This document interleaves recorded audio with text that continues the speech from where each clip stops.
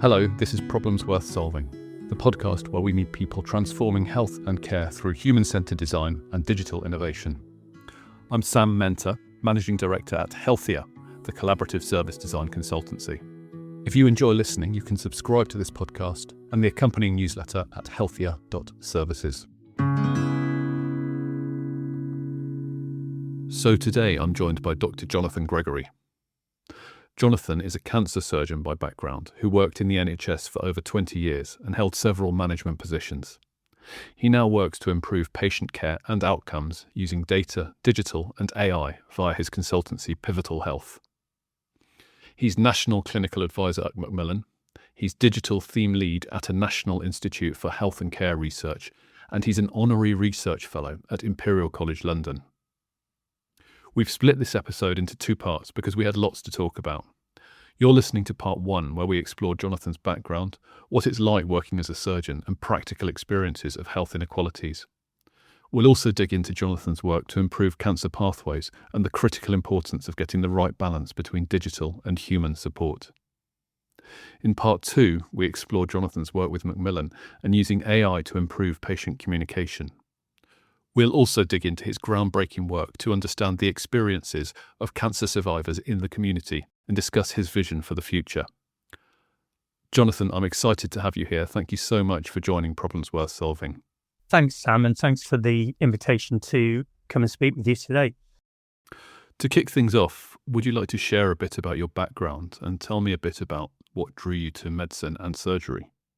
I think it's the mixture of human and science, sort of biology, it's psychology, it's behavioural medicine. So I think that's why I was drawn in that direction. And the fact that relatively, certainly that point in my life, I was looking for very tangible outcomes from things I did. And so treating patients a bit more tangible than perhaps research or other feelings like that. I think it's always a bit of serendipity and happenstance. So when I went into medicine, I very much thought I would work maybe as an anaesthetist or cardiologist, so much more in the medical side, using drugs and medications, given my degree in pharmacology. But my practical experience on the wards was really that lots of time went past and not always much changed for the patients in front of you. The benefits from medical therapies often are weeks or months later, whereas on the surgical ward, someone wheels off to theatre and they come back and there's something different. There's something being added or removed. And I think it was that sort of immediacy that drew me. And then it's serendipity. I was put on a placement at the Royal Bolton Hospital and was put into the orthopaedic team there. And they were just brilliant. They were inspirational. They were great teachers. They involved you. And I think that was it, really. I was sold. And yet, I think if you'd ever said to me prior to that, trauma and orthopaedics, I wouldn't have thought that would have been the direction I'd have gone in. So it's about the immediacy. I think that's it. And I think patients in trauma and orthopaedics, someone comes in with a broken bone and they go home having an operation and the bone, is aligned, it's less painful. There's something very clear. Someone comes in with a dislocated shoulder or within 10 minutes, you've removed that pain from them. So I think there is an immediacy. It probably lent into my slight obsession with to-do lists and ticking stuff off. It's a little bit like that. And again, it's a sort of interface specialty because you obviously got engineering and biology and all the other bits. So there's some of it, I think, isn't it? It's the intersections that I always find enjoyable. It must be immensely rewarding working as a trauma surgeon. Yes, it is. I hesitate because I think all jobs, you acclimatise to it. And I think as you become a consultant, you tend, unfortunately, or certainly I did, to remember your mistakes and things that didn't go so well, perhaps more than the successes, because the successes have gone out into the world and brilliant, they're getting on living their lives, whereas your clinic is full of the people who, that could have been better. There's a funny recall bias, I guess, that's going on there. So it absolutely is rewarding. And even to this day, I can look back on cases and think, we did something good there together. But also I can look back and I can picture exactly the people that perhaps things didn't work out as well for as I would hope. What did you like most about working as a surgeon? I'm really drawn to the beauty of the human body. So it's really the anatomy and the fact that when you've seen the nerve that maybe gives you sensation to the tip of your index finger, or the inside of the shoulder joint, or where the tendon of the biceps is, and you can relate that to how you move, how, your own life. I think there's something, really awe-inspiring there. I'm probably going to sound very strange now, but it was never lost on me when you made the incision into the skin, assuming it was the first time this part of the body had been operated on, and you're looking at the tissues. That is the first time they have ever been exposed to light, conceived and grow in utero in the dark. They've been sealed ever since.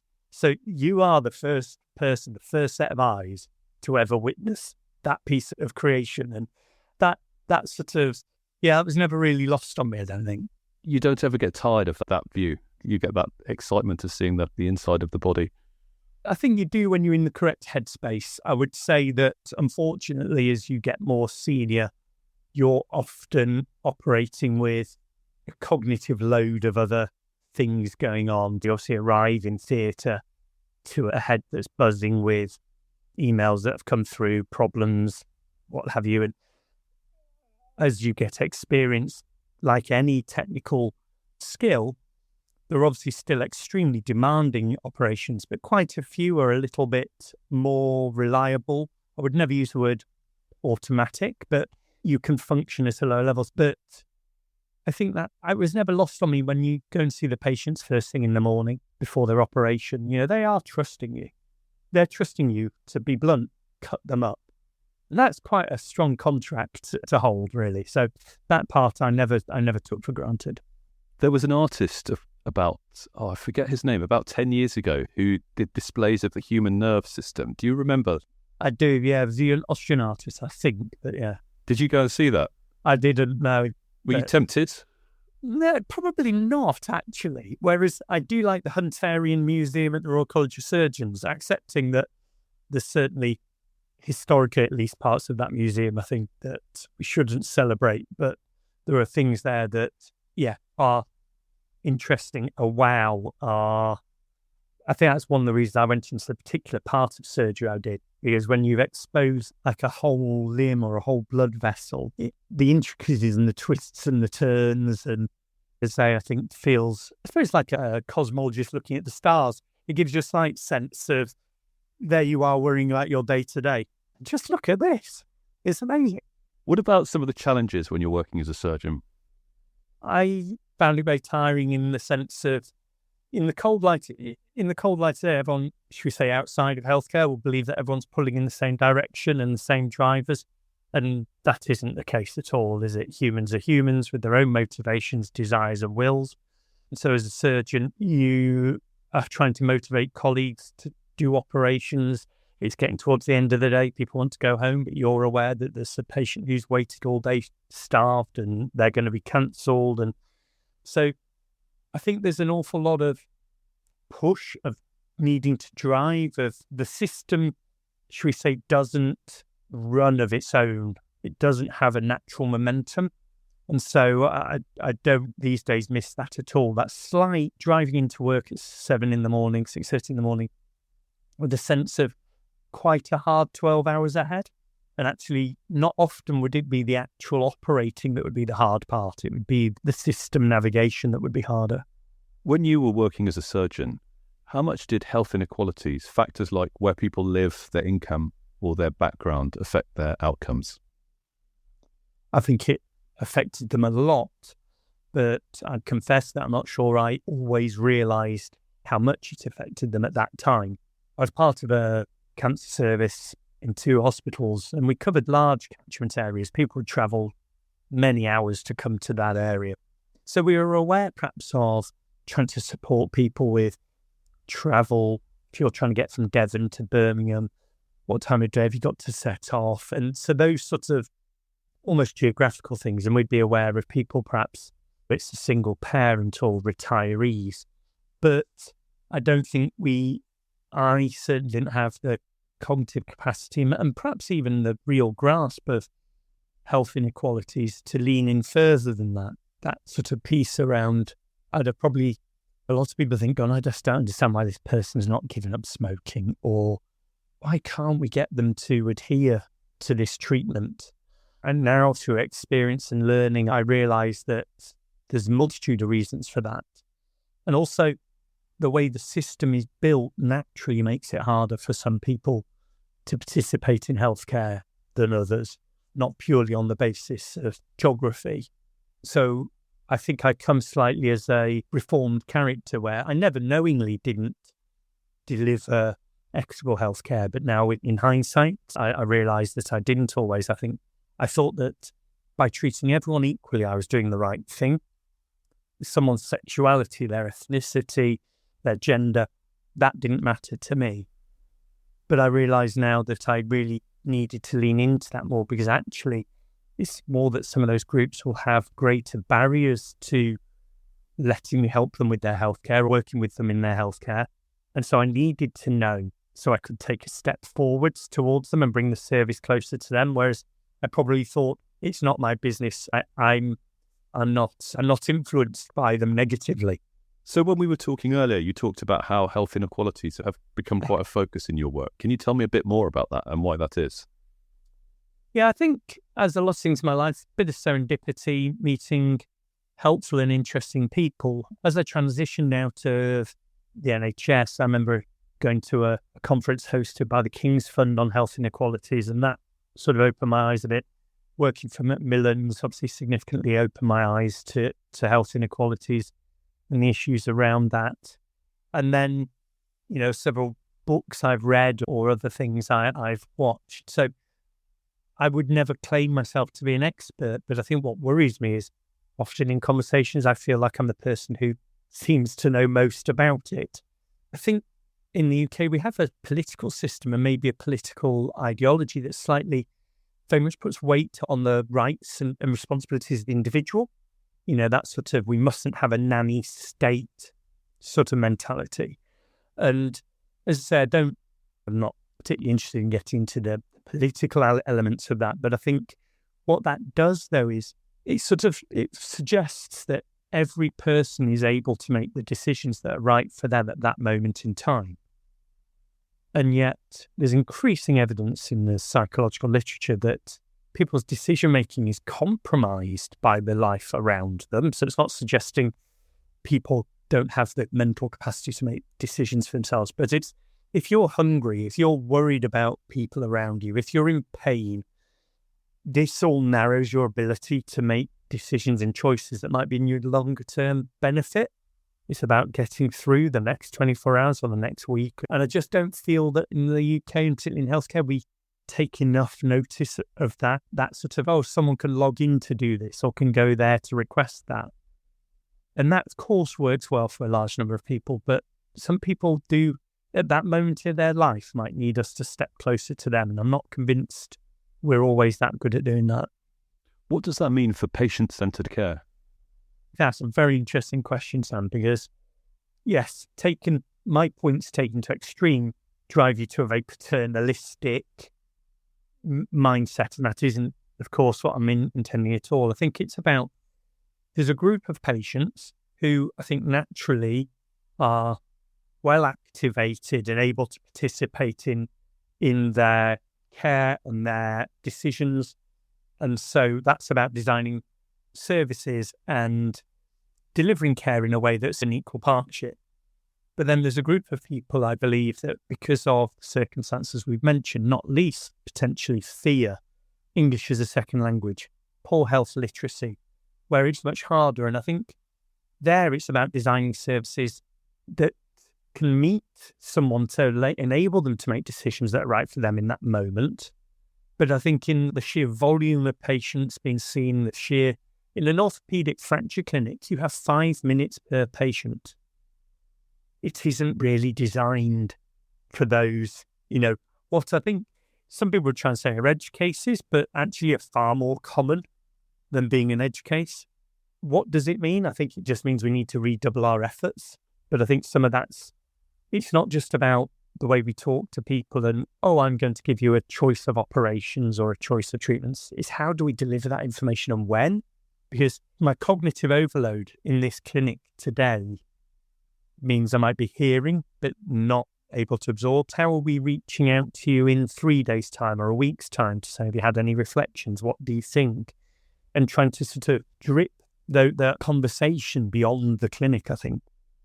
And is there a natural progression of that patient choice can't be the same choices for every patient, that it needs to be quite a personalised steer that you're giving to patients? I intrinsically want to say, yes, I agree, but then I'm nervous that I think it's more how we phrase it, how all of medicine should be a conversation really that is about explaining someone's condition in a way that they understand that is meaningful to them and can activate them, and risks and benefits explanation of different approaches, and really what's the value proposition? What's in it for you to take this tablet, or what's... And I do think that probably a better explanation of what I'm getting at here is there's a sort of naive assumption, I think, that every person must just want to be well. And I don't think that's true in that sense. I think, of course, everyone wants to be well, but my priority today might just be getting to work and bringing some income in. It might be caring for my elderly mother. So it's not that I don't want to be well. It just isn't a priority today or tomorrow or a week's time. And so how do we deliver value proposition that is in that selling point? It's no good selling me, oh, there's less chance I'll have a heart attack in 10 years' time if I can't imagine that I'm going to make it to the end of next week. But I don't think we've been good enough today to refining how do we allow people to make a choice. And that isn't about talking them into it. It's just saying the benefits that I think might be helpful to you are ABC. They're still entitled to go, I don't fancy that doctor. But at least I'm worried that a lot of opt-out at the minute is probably because we haven't explained it in a way that shows the value to people. So, Jonathan, you've worked with many patients, thousands of patients, I would imagine, over the years. Have you seen social determinants of health inequality impact the choices that patients make? Yes. And again, often perhaps I didn't realise at that moment that was what was driving the choices people were making. I'm probably smart after the event. But I think if we just look at smoking cessation, I think if you speak to most people who smoke cigarettes, they realise it's bad for their health in the longer term, but don't stop. And I think that there's a sort of assumption that they don't stop and can't be bothered, weak-willed. There's a million reasons that it's on them. And for a number of people, maybe that's true. But for a large number of other people, as we said, it's because it's important, but it's not a priority for today. And we've got that in orthopedics. Smoking's well known to delay fracture healing, particularly if you break your shin bone, which is slow to heal anyway. The rate of that bone not healing is much higher in smokers. If it doesn't heal, it leads to long-term problems. You can be off work for 12, 18, 24 months. Real life impacting changes. And yet people would, even once they were getting problems, couldn't get off the cigarettes. And of course, there's addiction in there as well. But I think it's that part of, say, your health happens within your life. It isn't the sole focus of your life.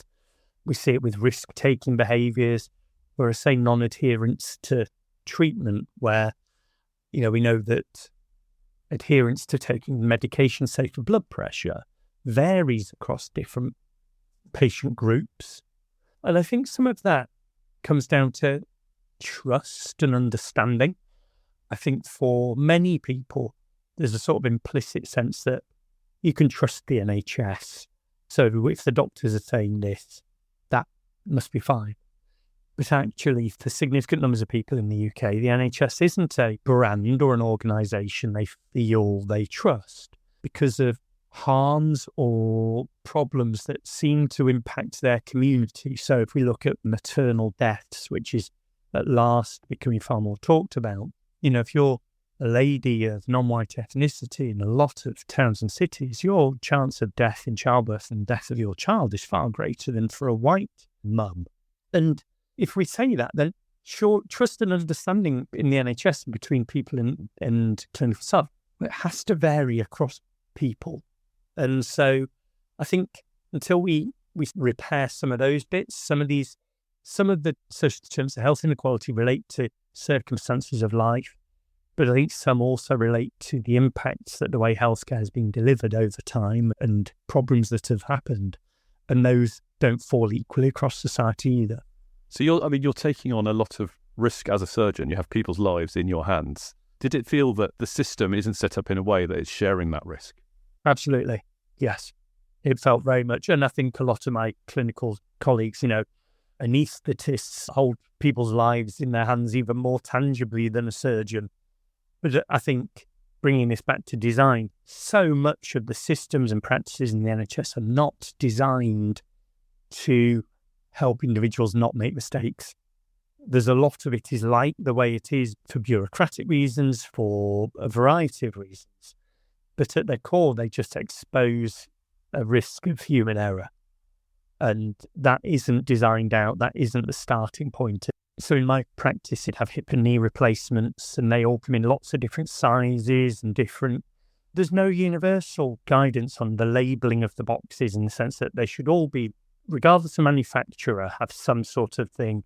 So you get a steady stream of one bit of an implant being used, or two bits ending up opened and one wasted, and all of this just relies on, two humans are meant to check it before you put it in, but this could be engineered out. It's like those tragic cases where we know people have been injected with the wrong substance, sometimes fatally, and because the bottles are the same, but except for a tiny yellow box or something very small. So with your work, Sam, I think there's so much to do in the NHS about designing out chances for error, and I don't think that is a priority. Why do you think that is?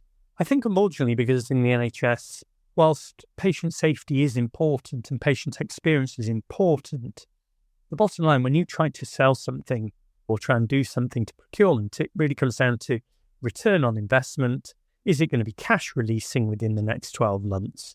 It's very hard to even make a business case work that releases opportunity cost. So even if it's the doctor will only have to spend 5 minutes doing this, not 10, so they can see an extra patient, whilst everyone around the room would go, that would be good. That sort of level of benefit probably doesn't cut through enough. It really needs to be, we need less staff, or we've got these vacancies we can't fill, and this will replace those vacancies. So I think, like I say, I don't believe this is some, I don't think it's that people around the decision table are absolutely not. It's just the metrics are skewed. The books have to balance within 12 months. And anyone from outside the NHS would say, if you're trying to transform something, you often are less efficient before you become more efficient. And the financial return may be in 2-3 years' time, and you'll be so much further on by that point. But often the financial modelling in the NHS doesn't allow that sort of time horizon.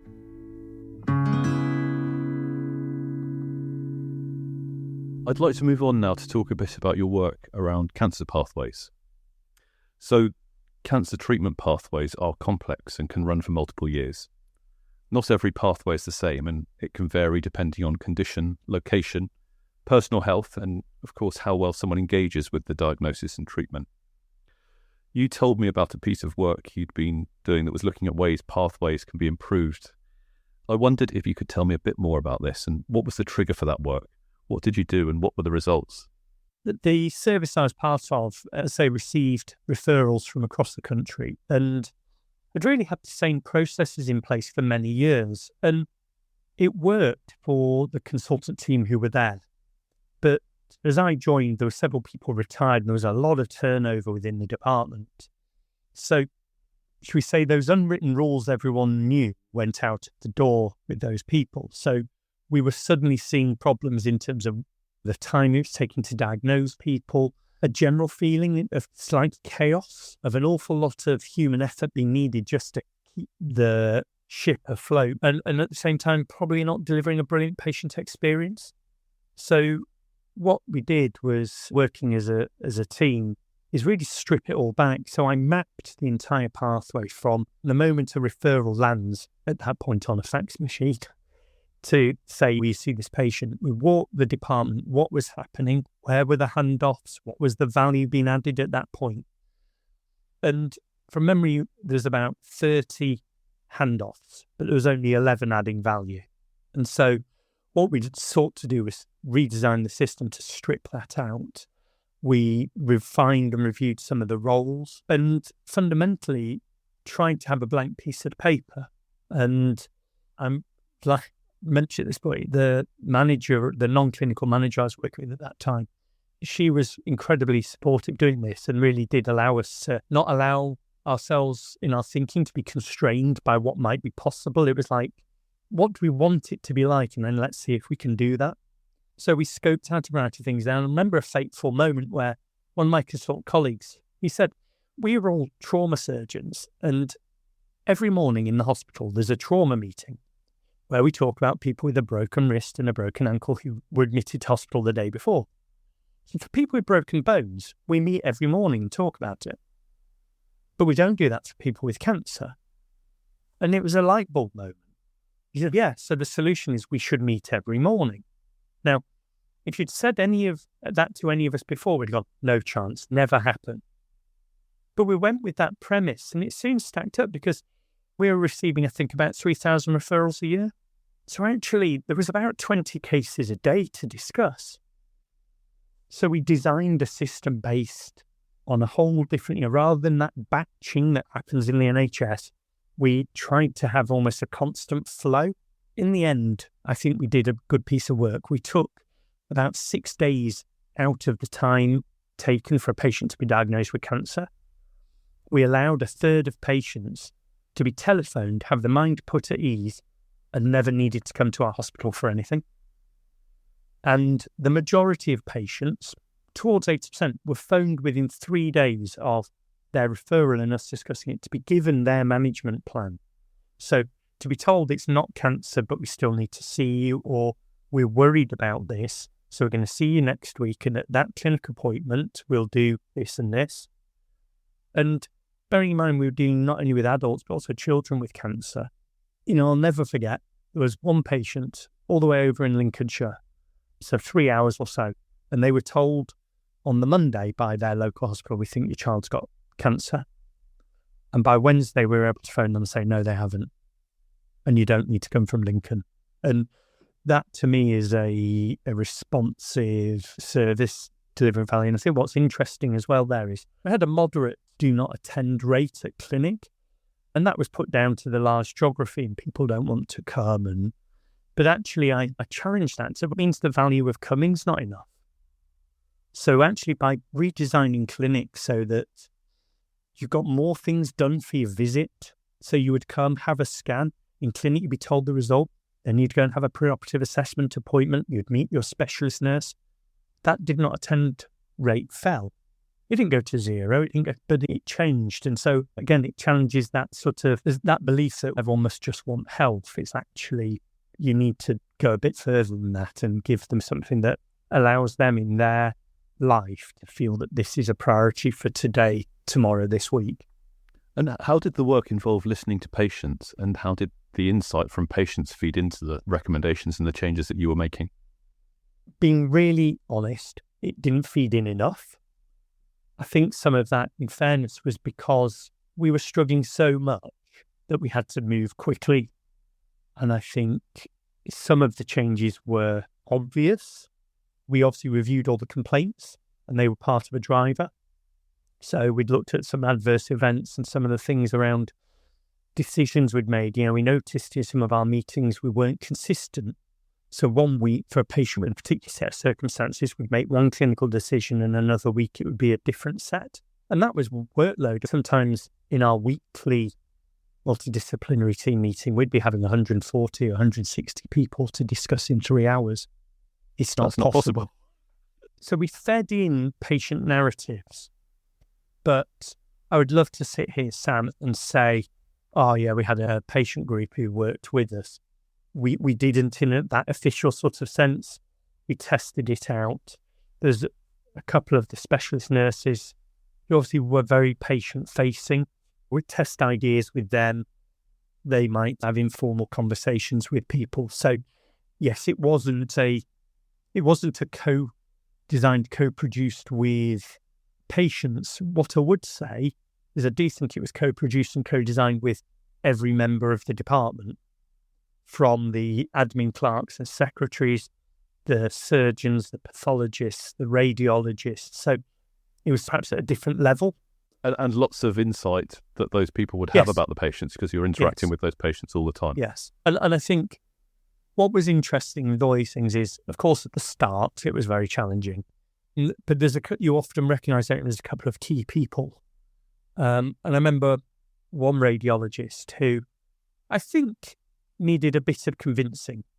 They knew things needed to change, but they perhaps weren't convinced that my proposals were right. But after a while, he started to meet me halfway, and in the end became the biggest driver and advocate for the change possible. Absolutely. It wouldn't have succeeded without them. So it's a very interesting change over time that it sort of opened. Once you get that sense, I think that, okay, John genuinely wants to work with us to change this rather than do something to us. Then the door opened, and the radiology department were absolutely brilliant and couldn't have done more to help. So I think it's that thing, isn't it, of we often think a bit about adoption of technology or willingness to change, but there's something even in the people who are putting their shoulder to the wheel to help you to change. I find it interesting that every FTSE company, every big commercial organisation, they will have teams of people who are constantly engaging with the public and with their customers to measure the customer experience, to work out what needs to change, to work out how they can improve things, because there's a financial reward to doing that, and that's why the company exists. Yet here, the purpose of the cancer pathway is surely phenomenally higher than financial reward, and yet it's really hard to actually do that measurement and that kind of continual improvement. Yes, agree, Sam. I think it's also that metrics are collected, but they aren't telling people what they think they're telling them. So there's the National Cancer Patient Experience Survey, and so that's run on behalf of NHS England, and hospitals will look at those results, and that will describe things like patients indicating whether they felt supported, had enough information. But people don't go back and look at who's participated in that survey, and non-white ethnicity is underrepresented. People under the age of 50, underrepresented. People from, you can go across it all the way. And so it's telling you the experiences of a group of people that is entirely valid for that group, but you can't use that to design services that deal with people outside of that respondent group. There's often this kind of perception that we do a survey, so we're getting feedback from people. Yes. But the difference between doing a big piece of quant versus sitting down and talking to individuals about their experience of a particular pathway, understanding the way one particular interaction worked or the way that one particular part of the journey was designed, is chalk and cheese. They're completely different ends of the spectrum. They both have their value. They're both important to do those things. But I think often it can be seen that you've done the quant, so actually the qual side of things is not so necessary. I think you're absolutely right. And I think this interview feels like me just admitting to being rubbish in the past. But again, I think over time I've had a increasing sense of the value of qualitative work. It's not that I didn't before, but I think medicine drives you to be analytical in a quantitative way. And I think over time I've become better and better at fusing them.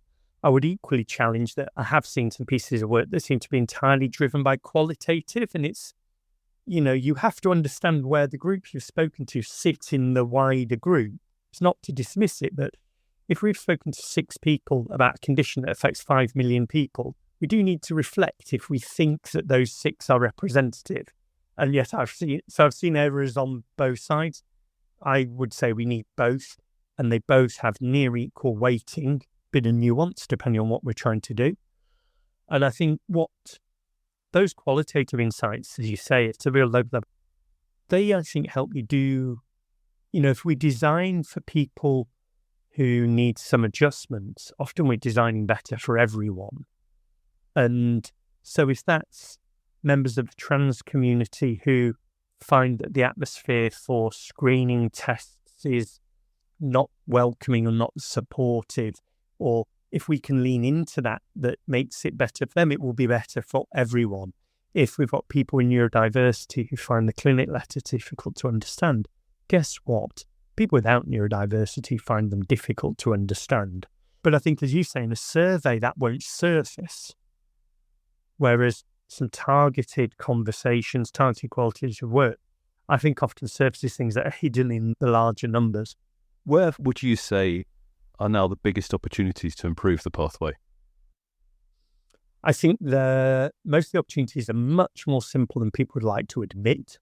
I think, unfortunately, everyone's going so fast that there's barely any capacity to review processes, overhaul processes. Back to my points around cognitive bandwidth. So I'm just trying to get through clinic today to do the operating list tomorrow. We're trying to get to the end of our massive MDT meeting on the projects I'm involved in at the moment. We're engaging with clinical teams, and I believe they all realise the project will be better in the long term, will reduce a bit of work in the long term. But that benefit might be 6 months away, and they've got a load of work to do today. And so I think we are fighting this, I call it, transformational gap, because you've got to keep delivering BIU as you transform, and that's incredibly hard. Most, I think, non-clinical organisations, you almost might have a transformation team, or you have something that's doing some of the lifting, whereas it's much harder, I think, with sort of clinical work. I mean, I was taken by one of your previous guests on the podcast, Rochelle Gold, and she mentioned about being asked to see in clinic, they wanted a print button, I think it was, on one of the screens. And I just think that is the perfect NHS example where I've got this problem, I need this problem solving. I haven't got the time, space, capacity to go right back to the root cause of that problem. A bit like the cancer pathway. What actually is the aim of what we're trying to do here? What value do we want to deliver? Design a pathway that delivers that. We're often faced with just trying to tweak what we're doing to solve the biggest problem. So I think for me, the biggest opportunities are if we can buy capacity for people to do that sort of root and branch review of why is it like this? What could it be like? How do we do it? So the changes I described, they did cost money, but actually they didn't involve a big digital infrastructure project. They didn't involve lots of things that we didn't have a new app. We didn't have anything like that. It was perhaps rearranging the deck chairs on the Titanic, but we did at least manage to change the speed of the Titanic heading towards the iceberg that would buy time to then digitise or then bring in different sort of solutions. I find it quite frustrating sometimes the way that transformation has become synonymous with technology. Everything is a technology problem. It can be solved with technology, and right up to the top. That's kind of one of the policies of the new government. And I'm absolutely an advocate for technology in the right place and the impact that it can have. But it feels that often that the changes are, as you say, simpler. We did work on the autism diagnosis pathway, and one of the things that came out of that was actually it would be really good if people were just given a leaflet when they started the process so they could understand what was going to happen. And that's not rocket science, and that's not minimal investment to actually make that happen. But it feels like there's this technology kind of hammer that's trying to solve everything. Yes, and I find I often, I think, jump from one side of the fence to the other to try and support the team that's losing. So if I'm in a meeting where everyone's saying, that's miles too hard, technology can't solve that, I find myself being a slight tech advocate going, I don't think it's as hard as you think, the technology to do that. And then the flip side, as you say, when everyone's trying to say it needs technology, going, well, actually, as you say, if we changed the form with a conditional question here or did that there, that would be better. If we just look at the letters we send to patients, my wife's had a couple of letters lately. Between the two of us, we've struggled to understand them, and I'm a doctor and she's a teacher. So that tells you fundamentally there's something wrong. And what will have those people done? Either not gone to their appointment, phoned up healthcare services to get the appointments explained. All of these things are time and resources, and yet it's for want of a better letter. So, as I say, I'd love to sit here and say, oh, the biggest opportunities right now, Sam, are some AI-driven, this, that, and the other. They will make a difference in time. But right now, we could do an awful lot of things with just redesigning our processes and our pathways. On the other side of things, how can technology help the cancer pathway? I think I'm absolutely convinced it can. I think the problem we have at the minute is we have technology getting in the way currently. And I think that's almost one of the blocks to it. So within cancer care, for example, there's software that collects data about the patient's cancer diagnoses, etc., called cancer registry software. And it's a brilliant example of terrible design. It was designed to solve a problem, which was getting data to NHS England. It was designed to solve the problem for the people who were tasked with doing that. So that's cancer managers in hospitals.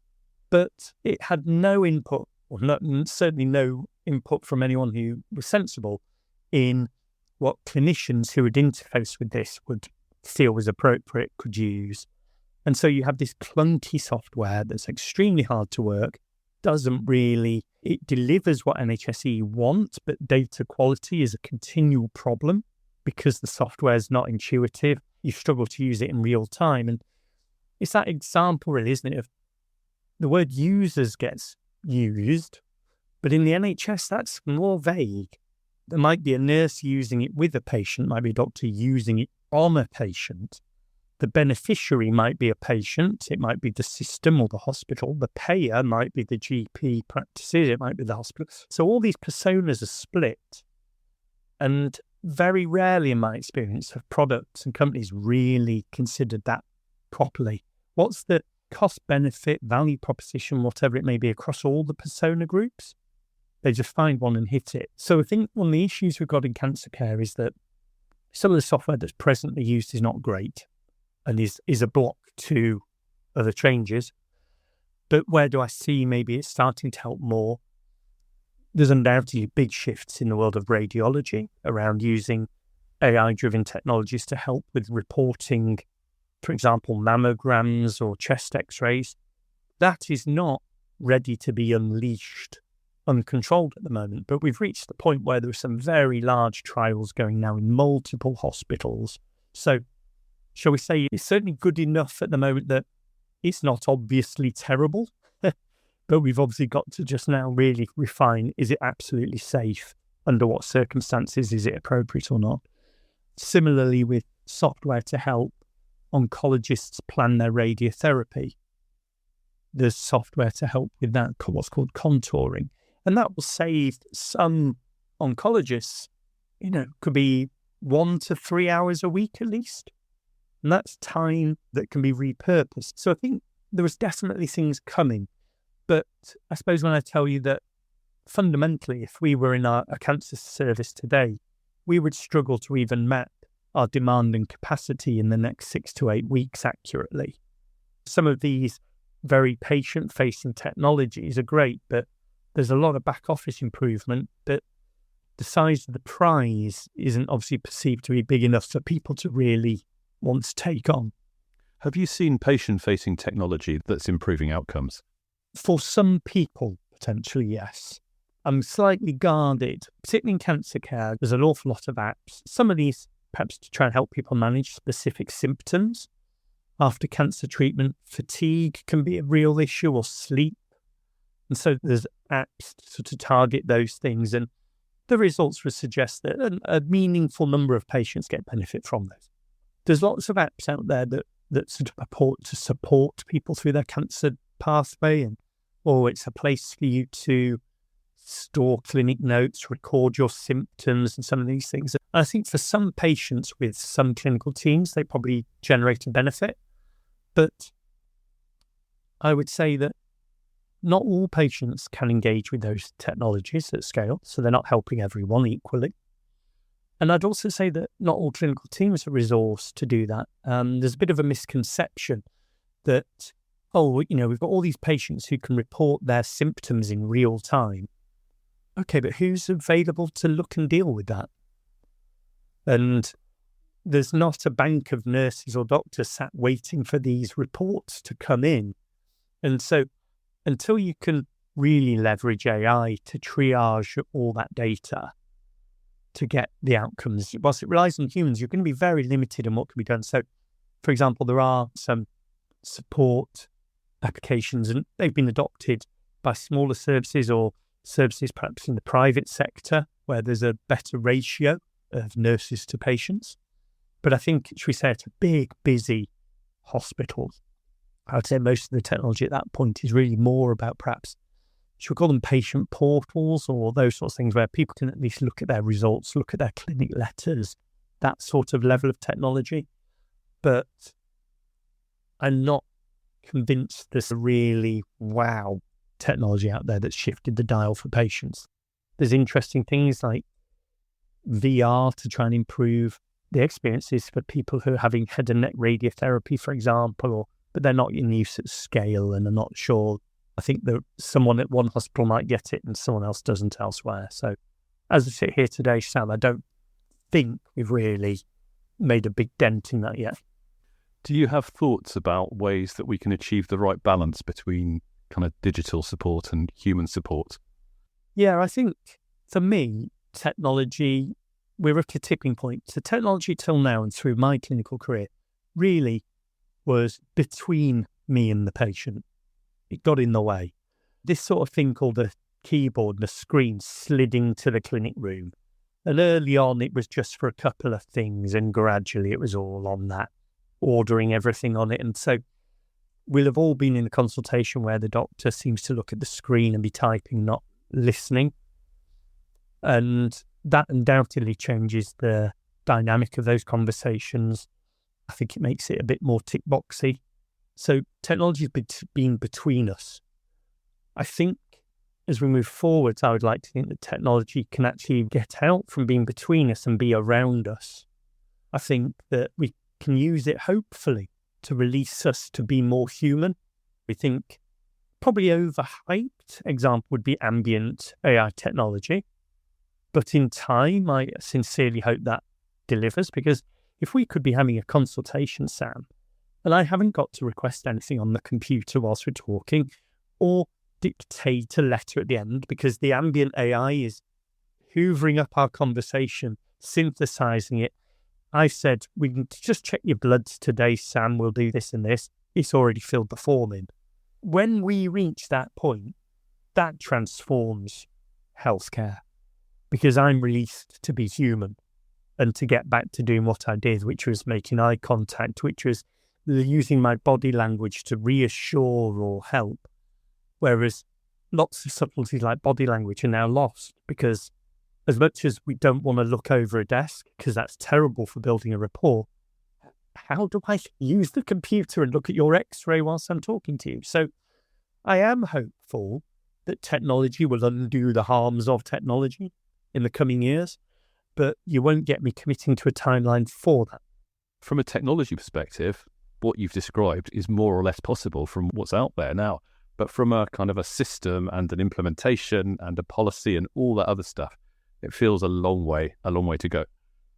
I think so. And I think some of the technology, my understanding as a non-expert, is some of the ambient AI can work really well in a 1-to-1, maybe a 1-to-2, but starts to struggle with more people. And particularly in cancer care, you could have 3, 4, 5 people in the room. And at that point,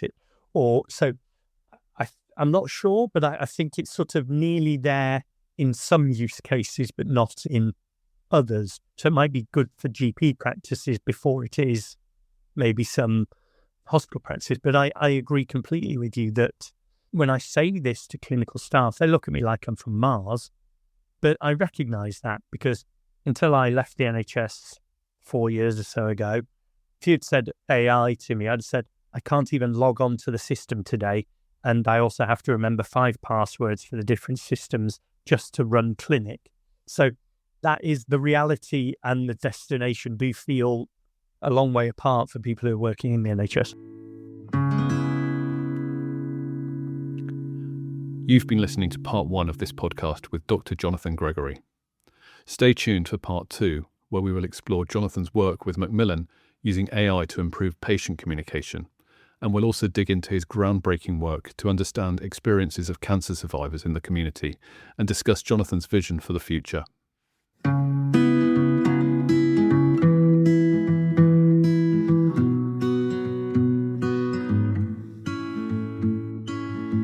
Problems Worth Solving is brought to you by Healthier, the collaborative service design consultancy for transformation in health, care and public services. Find out more about how we can help you deliver user-centered change at healthier.services.